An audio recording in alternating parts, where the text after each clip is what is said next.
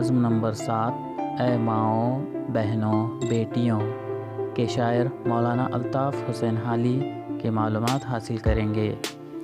مولانا الطاف حسین حالی سن 1837 میں پانی پت میں پیدا ہوئے۔ وہ اعلیٰ درجے کے شاعر بھی تھے اور نثر نگار بھی۔ نثر میں انہوں نے کئی کتابیں لکھی ہیں۔ قوم ملت کی اصلاح کے لیے انہوں نے بہت سی نظمیں کہی ہیں۔ مسد حالی ان کی مشہور طویل نظم ہے۔ خواتین کے لیے بھی انہوں نے بہت سی نظمیں لکھی۔ ذیل کی نظم میں انہوں نے خواتین کی اہمیت و عظمت کو واضح کیا ہے۔ ان کا انتقال 31 دسمبر سن 1914 کو پانی پت میں ہوا۔